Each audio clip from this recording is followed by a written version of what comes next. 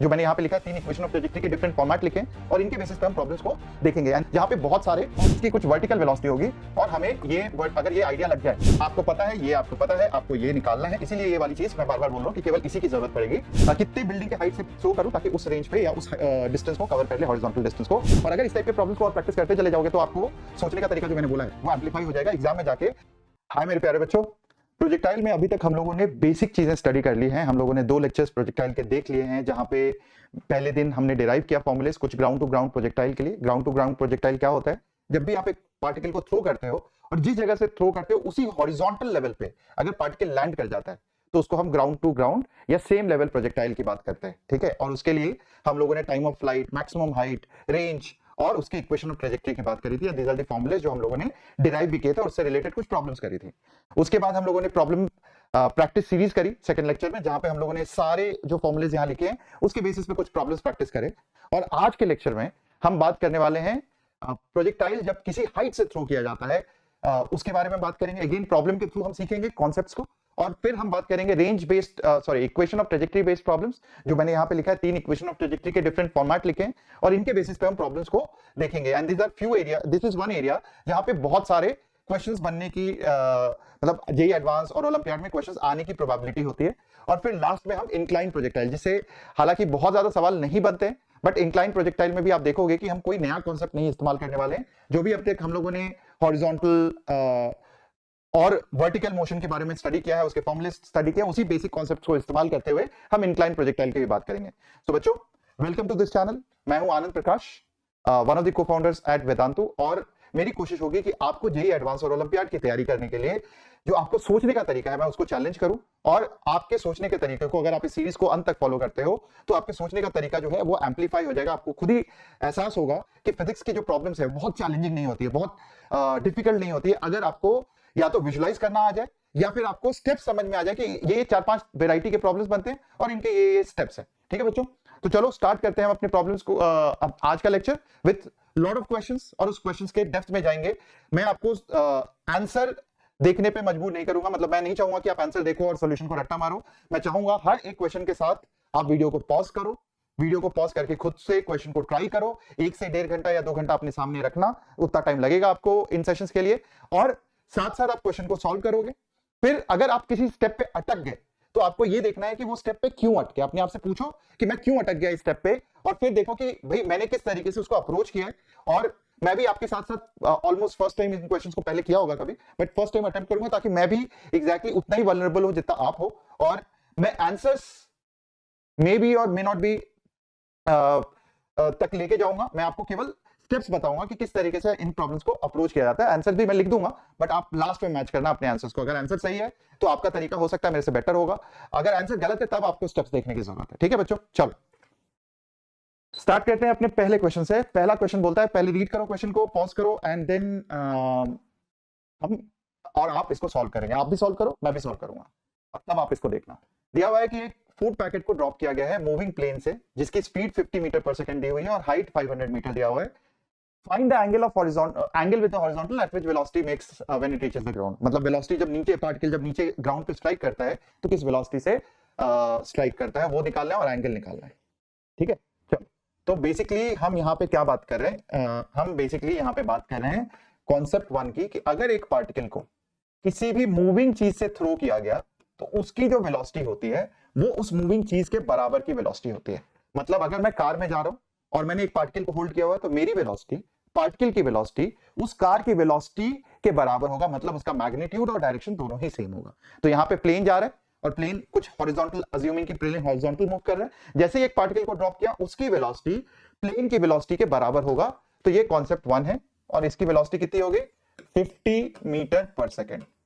अब तो कुछ नहीं है और ये दिया हुआ है कि भाई ये जो है अब प्रोजेक्टाइल की तरह मूव करेगा और ग्राउंड को हिट करेगा, और इनिशियल हाइट इसकी जो दी हुई है वो हाइट ऑफ द प्लेन के बराबर होगी। 500 मीटर से थ्रो किया गया और जब यहां पे पहुंचता है ये पार्टिकल, जब इस जगह पे पहुंचता है तो इस समय इसकी कुछ हॉरिजॉन्टल वेलोसिटी होगी और इसकी कुछ वर्टिकल वेलोसिटी होगी।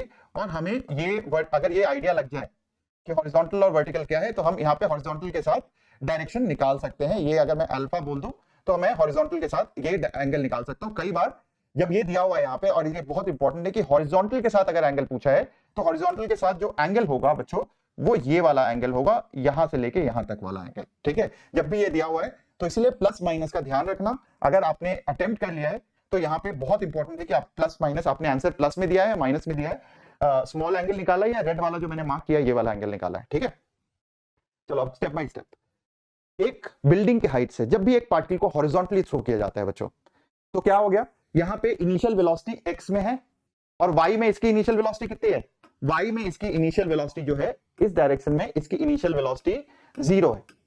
तो ये पार्टिकल जैसे मैंने बताया था कि हॉरिजॉन्टल और वर्टिकल दो डायरेक्शन में अगर मैं डिवाइड कर दूं तो वर्टिकल में तो बिल्कुल ऐसा है कि एक बॉल को जैसे ड्रॉप किया एक बिल्डिंग के ऊपर से, वैसा ही केस है। तो हम लिख सकते हैं कि भाई sy इज इक्वल टू, अगर मैं वर्टिकल की बात करूं, uy t plus half ay t square. ये पहले चीज लिख सकता हूं मैं। जैसे ही मैंने ये लिखा, अब ये क्या है, इनिशियल वेलोसिटी तो 0 है तो इसको मैंने 0 कर दिया, और एक्सेलरेशन नीचे की ओर है तो यहां पे displacement is also 0 minus h। ये क्यों हुआ, ये आप अपने आप से क्वेश्चन पूछो, क्योंकि नीचे की ओर जा रहा है तो फाइनल तो यहां पे आएगा और इनिशियल यहां पे है, तो इनिशियल उसका कुछ h है तो हम क्या बोलते हैं, फाइनल माइनस इनिशियल। फाइनल 0 पे पहुंच गया y और इनिशियल h पे है, इसीलिए 0 माइनस h किया is equal to minus half, क्योंकि एक्सेलरेशन भी नीचे की ओर है तो माइनस हाफ जी, एक्सेलरेशन जो हो गया माइनस जी के बराबर हो गया इनटू टी स्क्वायर। तो ये आ गया हमारे पास पहली चीज, और यहां से मेरे पास क्या आ जाएगा, टाइम आ जाएगा। Time is equal to 2h by जी। ये दिया हुआ है 2h, 2 इंटू 500 अपॉन 10, ये कर दिया हमारे पास, तो ये आ गया टाइम हमारे पास, ये आ गया ना 2, अच्छा इसका अंडर रूट, ठीक है, इसका अंडर रूट, तो ये आ गया 100 का अंडर रूट इज 10 सेकेंड्स। तो टाइम हमारे पास 10 सेकेंड्स आ गया। अब टाइम एक बार आ गया तो अब सारी चीजें निकाल सकते हैं। यहां पे वेलोसिटी अगर मैं लिखूं तो हॉरिजॉन्टल डायरेक्शन में वेलोसिटी कभी चेंज नहीं होती अनटिल अनलेस विंड या एयर दिया हुआ है कि भाई हवा है या विंड है, ब्लो कर रहा है, तो वहां पे रेजिस्टेंस होगा ही होगा एयर का, एंड देयरफॉर हम जब तक नहीं दिया हुआ तब तक हॉरिजॉन्टल डायरेक्शन में जो वेलोसिटी है वो सेम ही रहेगी। वर्टिकल डायरेक्शन में वेलोसिटी कितनी हो जाएगी, तो हम ये लिख सकते हैं यहाँ पे कि भाई vx is equal to, formula देखो, ux प्लस axt। चूंकि हॉरिजॉन्टल डायरेक्शन में एक्सेलरेशन 0 है तो ये 0 है, तो इसलिए ये ux के बराबर ही हो गया। vx कितना हो जाएगा, vy कितना हो जाएगा, vy is equal to uy जो कि 0 था प्लस ayt, एंड चूंकि ये 0 था तो मैं यहां लिखूंगा माइनस g इंटू टी। तो ये हमें पता चल गया, ये हमें पता चल गया, ये कितना हो जाएगा, this will be equal to, ये देखो यहाँ पे कितना हो जाएगा, ये हो जाएगा minus g which is 10 into time which is 10, तो ये आ गया माइनस 100 मीटर पर सेकेंड, और ये कितना हो जाएगा, ये तो दिया ही हुआ है 50 मीटर पर सेकेंड। ठीक है, अब यहां से आपको जो भी निकालना है आप निकाल लोगे। आपको निकालना क्या है, एंगल निकालना है, वेलोसिटी निकालना है, कुछ भी निकाल लो। tan alpha is equal to y component upon x component. ये जो एंगल होता है, ये एंगल के ऑपोजिट वाला जो भी वेक्टर होता है अपॉन उसके बगल वाला जो वेक्टर होता है उससे डिवाइड करना होता है। So this is equal to minus 100 upon 50 and which is equal to minus 2। सो tan अल्फा किसके बराबर हो गया, माइनस 2 के बराबर हो गया, and this is your answer. So बच्चों यहाँ पे देखो दो कॉन्सेप्ट हमने सीखा। जब भी पार्टिकल को एक बिल्डिंग के हाइट से ऊपर से थ्रो करते हैं, और अगर किसी मूविंग चीज से थ्रो करते हैं, स्पेशली प्लेन से थ्रो करोगे, packet, relief packet, food packet, ऐसी चीजें हम प्लेन से थ्रो करते हैं कई बार फ्लड एरियाज में, तो वो जो वेलोसिटी एक्वायर करेगा पार्टिकल वो उतनी वेलोसिटी होगी जो प्लेन की वेलोसिटी होगी। और फाइनली उससे रिलेटेड आपको जो भी चीजें निकालनी है आप यहाँ पे निकाल सकते हो, वेलोसिटी निकाल सकते हो, टाइम निकाल सकते हो, आप यहाँ पे एंगल कितना बना रहे हैं वो निकाल सकते हो, कितनी दूर लैंड किया ये भी निकाल सकते हो। ये x जो होगा, ये x is equal to 50 into t हो जाएगा, ठीक है, तो ये भी आप निकाल सकते हो। तो यहां से इसीलिए मैं सब्जेक्टिव क्वेश्चन दे रहा हूं ताकि आप एक आंसर के पीछे मत भागो, एक क्वेश्चन से आप 3-4 चीजें, 5 चीजें आप निकाल सकते हो। आप यहाँ पे सारी चीजें निकालो, कितनी दूर गिरा, कितनी वेलोसिटी से गिरा, कितने एंगल पे गिरा, ये कितने टाइम के बाद गिरा, ये सारे आप पार्ट ऑफ द प्रॉब्लम है, आप इसको सॉल्व करो और अपने नोट्स कॉपी में डालते चले जाओ। ठीक है, बेसिक, जैसे मैंने बोला मैं बहुत डिफिकल्ट क्वेश्चन कुछ पिक भी करूंगा, but it will be a mix of easy to medium easy questions which is important for concept building. ठीक है बच्चों, चलो नेक्स्ट क्वेश्चन पढ़ो। दिया हुआ है कि एक पार्टिकल को थ्रो किया, तब तक हम भी कुछ यहाँ पे, एक पार्टिकल को थ्रो किया गया है विद वेलोसिटी 20 मीटर पर second at an angle of 60 degree with the horizontal, find the time gap between the two position of the body where velocity makes an angle 30 degree with the horizontal. ठीक है, ठीक है, अब ये एक अच्छा सा क्वेश्चन है यहां पे क्या दिया हुआ है बच्चों, एक पार्टिकल को थ्रो किया गया है, इनिशियल वेलोसिटी दी हुई है आपके पास ये दिया हुआ है 20 मीटर पर सेकेंड और एंगल कितना दिया हुआ है, 60 डिग्री दिया हुआ है, ठीक है। Find the time gap when the two positions of the body where velocity makes an angle, velocity जो है 30 डिग्री बना रहा है हॉरिजॉन्टल के साथ। अब ऐसा कंडीशन दो बार होगा, एक बार ऊपर जाते वक्त असेंड करते वक्त, और सेम कंडीशन होगा जब वो डिसेंड कर रहा है, इस समय भी सेम एंगल ही बनाएगा 30 डिग्री। तो दो बार ये 30 डिग्री बनाएगा। लेकिन अभी आपने पिछले क्वेश्चन में देखा कि हम ये 30 डिग्री जो है हॉरिजॉन्टल के साथ ये वाला एंगल लेंगे, एंड देयरफॉर जब हम बात करते हैं दो एंगल बना रहा है तो एक बार 150 बना रहा है और एक बार 30 बना रहा है। तो अगर आपको लिखा हुआ है कि दो बार 30 डिग्री बना रहा है, इसका मतलब हो गया एक बार 30 डिग्री और एक बार 180 डिग्री विद द हॉरिजॉन्टल बना रहा है, सो दैट यहां पे tan पॉजिटिव होगा और यहां पे tan नेगेटिव होगा। एंड ये बहुत इंपॉर्टेंट है बच्चों, इससे आपके पास दो टाइम आ जाएगा। तो देखो कैसे आएगा, हम यहां पे लिख सकते हैं मेक्स एन एंगल 30 डिग्री, तो ये 30 डिग्री बना रहा है, यहां पे मान लो v है, तो हम लिख सकते हैं v cos ऑफ 30 डिग्री, ये सबसे पहली चीज आ गई, इज इक्वल टू, हम सबसे पहले तो यहाँ पे ये लिख लो बच्चों, चलो इसको हम रहने देते हैं। अगर लिख लिया तो v cos 30 is equal to हमारे पास क्या आ जाएगा, 20 cos ऑफ 60 डिग्री, ये आ जाएगा। तो v आ जाएगा मेरे पास, यहां से v मेरे पास आ जाएगा, कितना हो जाएगा 20 इंटू cos 60 कितना होता है, ये 10 होता है, एंड cos 30 डिग्री, ठीक है, ये cos 30 कितना होता है, ये होता है √3/2, तो इंटू 2/√3। वैसे इसकी जरूरत मेरे को लग नहीं रहा कि इसकी जरूरत पड़ने वाली है, देख लेते हैं, ठीक है। तो ये आ गया आपके पास वेलोसिटी। अब आपसे अगर ये वेलोसिटी आ गया तो y एक्सिस देख लेते हैं एक बार, तो vy लिख सकता हूं इस टाइम पे, क्या हो जाएगा, vy हो जाएगा दिस v ऑफ साइन, आप ये देखो, हम इसको इस तरीके से लिख लेते हैं, इसको टाइम निकालना है ना अपने को, तो इसको अभी रहने देते हैं, यहाँ पे हम लिखेंगे v is equal to u sine of theta minus gt, time निकालना है तो ये लिख लेंगे, और vx इस जगह पे vx हो जाएगा u of cos of theta. ये आपको पता है, ये आपको पता है, आपको ये निकालना है, इसीलिए ये वाली चीज मैं बार बार बोल रहा हूं कि केवल इसी की जरूरत पड़ेगी। तो यहां से आप क्या लिखोगे, आप लिखोगे tan of 30 degree plus and minus both, क्योंकि एक बार असेंड करते वक्त एक बार डिसेंड करते वक्त, and this will be equal to u sine of जो भी दिया हुआ है 60 degree minus gt upon u of cos 60 degree. अब देखो यहाँ पे केवल टाइम बच गया, अब सारी चीजें आप निकाल सकते हो। तो देखो दो टाइम आएगा यहां से, plus minus 1/√3 is equal to u कितना दिया हुआ है, u दिया हुआ है 20 into sine 60 is 20 √3/2 10 √3 minus gt upon, यहां से क्या आ जाएगा, ये आ जाएगा cos 60 कितना होता है हाफ, तो यहां से आ जाएगा ये 10, ठीक है। अब 10 √3 gt is equal to 10 √3 plus minus 10/√3, ठीक है।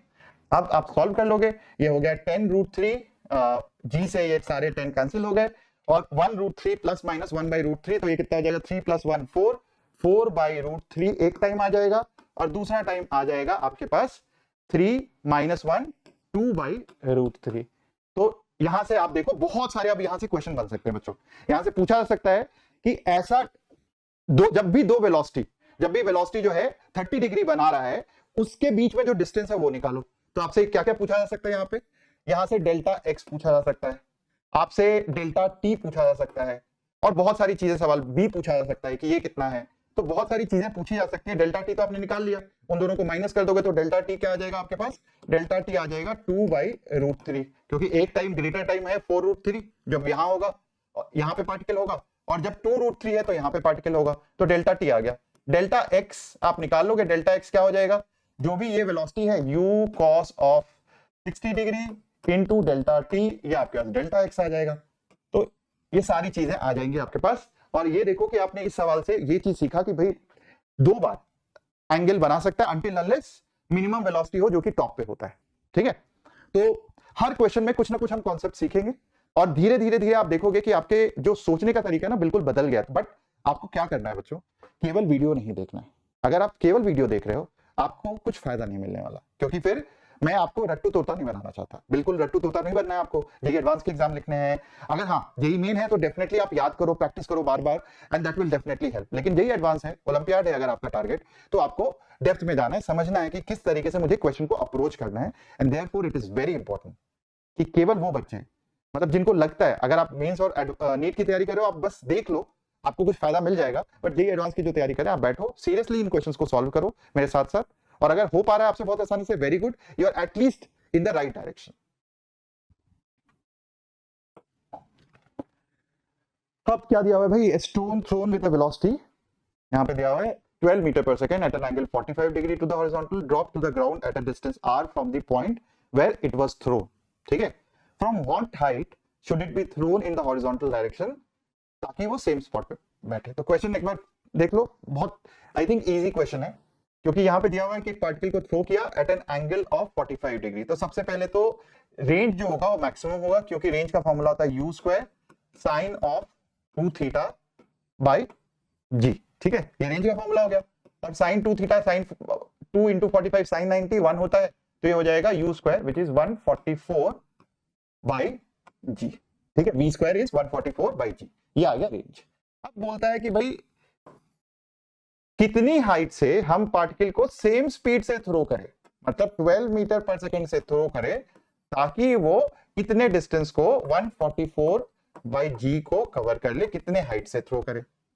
तो आई थिंक बहुत मुश्किल तो है नहीं, दिख रहा है आपको कि h जो हो गया ये होता है हाफ dt स्क्वायर, दोनों साइड माइनस माइनस कैंसिल कर दिया, और x विच इज 144 बाई जी, ये x होता है, x is equal to 12 into t, ये होता है। डाल दो, h आ जाएगा, h निकाल लेना, तो भाई यहां से t डाल दो यहाँ पे, तो आ जाएगा, ये हो गया 12 बाई जी, तो टी स्क्वायर हो जाएगा, यहां से हम लिख लेंगे 5, हाफ जी को 5 लिख देते हैं, into t square which is 144 by g square which is 100, तो ये आ गया 20, और ये आ जाएगा यहां से 20, मतलब 7 140 होता है 0.2 देख लेना मीटर, इतना आ जाएगा हाइट। ठीक है, सो ये तो बहुत ही सिंपल सवाल था। ये दिया हुआ है कि अगर एक पार्टिकल को थ्रो किया, वो कोई रेंज फॉलो करता है, तो मैं किसी हाइट से उसी स्पीड से अगर फेंकना चाहता हूं, तो कितने बिल्डिंग के हाइट से थ्रो करूं ताकि उस रेंज पे या उस डिस्टेंस को कवर कर ले, हॉरिजॉन्टल डिस्टेंस को। एक सिंपल सा सवाल है, आई होप सबने कर लिया होगा ये वाला सवाल, and this is typically a mains का सवाल, तो उससे ज्यादा मुश्किल है नहीं। इस क्वेश्चन को रीड करो एक बार।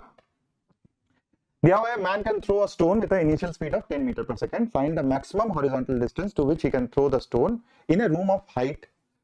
भाई ये क्यों दिया हुआ है, ये क्वेश्चन पूछो अपने आप से, in a room of height 2 metre क्यों दिया हुआ है। मैं पार्टिकल थ्रो करूंगा, मान लो इस रूम में बैठे हो, जिस रूम में भी आप तैयारी कर रहे हो, पार्टिकल को थ्रो करो, तो आपके लिए अगर थ्रो करना है, मुझे दूर थ्रो करना है, तो हो सकता है सीलिंग बीच में आ जाए, इसलिए शायद सीलिंग की हाइट दी हुई है। तो सबसे पहले तो हम ये चेक करेंगे कि भाई मैक्सिमम हाइट, मैं अगर इस स्पीड से थ्रो करता हूं तो मैक्सिमम हाइट क्या कवर कर सकता हूं। मैक्सिमम आपको पता है क्या दिया हुआ है यहाँ पे, maximum horizontal distance. Maximum horizontal distance के लिए एंगल कितना होना चाहिए, 45 डिग्री, यही होता है मैक्सिमम हॉरिजॉन्टल डिस्टेंस के लिए।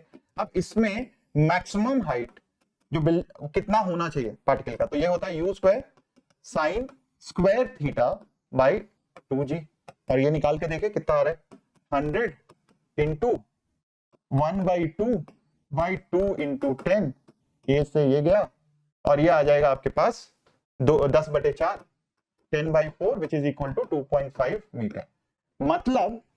मतलब मैक्सिमम रेंज के लिए मैक्सिमम हाइट जो होना चाहिए वो कितना होना चाहिए, 2.5 मीटर होना चाहिए। तो ये तो क्लियर है कि भाई अगर हाइट जो ये रूम की हाइट है ये ग्रेटर देन और इक्वल टू 2.5 मीटर होगा, तभी मैक्सिमम रेंज या इस एंगल पे आप थ्रो कर सकते हो, नहीं तो नहीं थ्रो कर सकते हो। ये समझ में आया पहली चीज, क्योंकि बहुत सारे बच्चे इसको गलती करेंगे, मैक्सिमम डिस्टेंस दिया हुआ है तो आप रेंज मैक्सिमम निकाल के आ जाओगे क्वेश्चन के अंदर, एग्जाम के अंदर। तो ये कंडीशन, अब यहां दिया हुआ है हाइट, अगर मैं मान लो यहाँ पे h is equal to 5 metre देता, तब आप ये बिल्कुल लिख देते कि इस केस में तो रेंज क्या हो जाएगा, रेंज r मैक्स हो जाएगा, and this is equal to, आप यहां से u square sine 2 theta by g कर दोगे, और इसलिए 100 by g which is 10 which is equal to 10 metre. तो आप बोलोगे रेंज तो 10 मीटर होता है अगर कोई भी हाइट 2.5 के ऊपर दिया हुआ, अगर बिल्डिंग की हाइट या जो भी सीलिंग की हाइट है 3 मीटर, 4 मीटर, 5 मीटर, 6 मीटर है तो मैक्सिमम डिस्टेंस जो होगा वो 10 मीटर ही होगा। लेकिन अगर उससे कम दिया हुआ है, जो इस क्वेश्चन में है 2 मीटर दिया हुआ है, तब हम क्या करेंगे? तब हमें देखना होगा थोड़ा ध्यान से कि भाई अब पहले एंगल निकाल लो। तो क्या दिया हुआ है? 2 दिया हुआ है, तो इस पे हम u स्क्वायर, ये तो दिया हुआ है फिक्स्ड है, तो हम ये निकाल लेंगे sine square theta by 2g। तो ये हो जाएगा 2 इंटू 2 4, 4 इंटू 10 40, 40 बटे 100 इज इक्वल टू, ये होगा साइन स्क्वायर थीटा। तो ये आ जाएगा यहां से 20 दूनी 40, 20 बचे तो 2/5 हो जाएगा। और यहां से मेरे पास कॉस स्क्वायर थीटा कितना हो जाएगा? 1 माइनस साइन स्क्वायर थीटा, तो ये हो जाएगा 3/5। तो ये आ गया मेरे पास। अब एक बार ये एंगल्स आ गए तो आपको क्या निकालना है? रेंज निकालना है। रेंज निकाल लेंगे भाई। रेंज कितना होता है? रेंज होता है 2 into u square into sine theta cos theta by g is equal to 2 into u square तो फिक्स है 100 बाई 10 into sine theta is √2/5 multiplied by √3/5। तो ये देखो ये कैंसिल हो गया, ये 20 हो गया, नीचे 5 आ जाएगा, तो ऊपर 4 हो गया, 4√6। ये आ गया। तो यहां तक बच्चों सबको समझ में आ गया? ठीक है। तो देखो बच्चों ये इंपॉर्टेंट है कि अगर कोई क्वेश्चन में एक्स्ट्रा दिया है, कई बार जेईई एडवांस में कुछ चीजें ऐसे फालतू में भी दे देते हैं, ठीक है, वो एक्स्ट्रा इंफॉर्मेशन है जिसकी जरूरत नहीं पड़ती, but still you need to ask yourself, अपने आप से एक सवाल पूछना जरूरी है कि भाई ये अगर इंफॉर्मेशन दी हुई है तो उसका कुछ मतलब तो होगा। और उससे एक बार, बिकॉज जेईई एडवांस में टाइम की कमी नहीं होती, और टाइम की अगर कमी नहीं होती तो आप थोड़ा सोच सकते हो समय लेके, और अगर इस टाइप के प्रॉब्लम्स को और प्रैक्टिस करते चले जाओगे तो आपको सोचने का तरीका जो मैंने बोला है वो एम्पलीफाई हो जाएगा। एग्जाम में जाके आपको ज्यादा स्ट्रेस लेने की जरूरत नहीं पड़ेगी। ठीक है, चलो अगला सवाल देखते हैं। The velocity of the particle when it is at greatest height is √2/5 of its velocity when it is at half the maximum height। ठीक है, तो ये दिया हुआ है कि भाई जब ग्रेटेस्ट हाइट क्या होता है? मैक्सिमम हाइट होता है। उस समय जो वेलोसिटी है वो जब हाइट आधी होती है उसके कुछ फैक्टर है, मतलब ऑब्वियसली ऊपर जाते वक्त वेलोसिटी कम हो जाएगी। तो ये दिया हुआ है the angle of projection and velocity vector angle at half the maximum height, वो पूछा हुआ है कितना है। ठीक है, इसका मैं चाहूंगा बच्चों आप आंसर ना होमवर्क की तरह कमेंट बॉक्स में डालो। ठीक है, मैं आपको अप्रोच बताऊंगा बट कमेंट बॉक्स में इसका आंसर आप खुद से बताओ, थोड़ा टाइम लगा के। मैंने आपको इस टाइप के सवाल करा दिए हैं 1-2, अब आप इसको थोड़ा टाइम लगाओ और इसको खुद से सॉल्व करो। मैं केवल आपको एक बार इसके तरीके को और अप्रोच को बताता हूं। मैक्सिमम हाइट, यहां पे वेलोसिटी जो होगी, ठीक है, ये दिया हुआ है, मान लो ये कुछ v1 है, ये दिया हुआ है √2/5, ऑब्वियसली इससे कम होगा, तो √2/5 इंटू v2, और यहां पे मैक्सिमम हाइट है ये h, यहां पे h/2 है, और इस समय कुछ वेलोसिटी v2 होगी। तो एक तो आपके पास ये इक्वेशन दिया हुआ है, दूसरा बस ये दिया हुआ है ना। अब आपसे यहां पे पता है कि अगर मान लो ये होता है u, ये एंगल है थीटा, तो ये horizontal will be equal to u cos theta और vertical will be equal to u sin theta. ये दिया हुआ है। अब ये इंफॉर्मेशन आपके पास इतनी सारी इंफॉर्मेशन दी हुई है डायग्राम। तो सबसे पहले v1 which is equal to u cos theta, क्योंकि टॉप पे जो वेलोसिटी होगी वो इतनी होगी, this is equal to √2/5 v2। तो मेरे पास v2 आ गया u इसके टर्म्स में। ठीक है, तो मैं लिख दूंगा v2 is equal to 5/2 under root of cos, इसको हम इस तरीके से कर ले ux, ये लिख लेते हैं, ये आ गया मेरे पास। अब ये जो स्पीड है y डायरेक्शन में, y डायरेक्शन में जो स्पीड है ये भी मैं निकाल सकता हूं। तो मैं बोल सकता हूं vy होल स्क्वायर जब बाद में आएगा minus initial uy whole square is equal to -2 into G, क्योंकि एक्सीलरेशन नीचे की ओर है, इंटू मैक्सिमम हाइट बाई 2, ये 2 से 2 कैंसिल हो गया, ये हो गया -g, और ये कितना होता है uy whole square by 2g, तो ये g से g कैंसिल हो गया, और यहां से मेरे पास आ गया vy whole square is equal to कितना हो जाएगा uy whole square minus uy whole square by, ये तो g कैंसिल हो गया, बाई 2, तो ये आ गया uy होल स्क्वायर बाई 2। तो ये वी और यू में रिलेशन आ गया, ठीक है।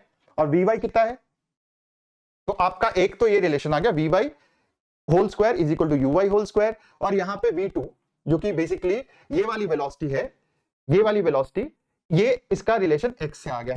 तो अब ये कितना है, अगर मान लो मैं बोलता हूं कि यहां पे कुछ भी एंगल है अल्फा, तो आप ये लिख सकते थे कि v2 cos अल्फा, यहां से v2 cos alpha is equal to, ये हो जाएगा ux, and therefore cos alpha, अब यहां से देख लो ये जो दिया हुआ है ये सब वैल्यूज डाल देते हैं, तो क्या हो जाएगा cos alpha is equal to √2/5, ये आ गया क्योंकि v2 मैंने यहां डाला, √5/2 इंटू ux कैंसिल हो गया, cos अल्फा इतना आ गया, और sin अल्फा कितना हो गया, ये आ गया √3/5, ठीक है।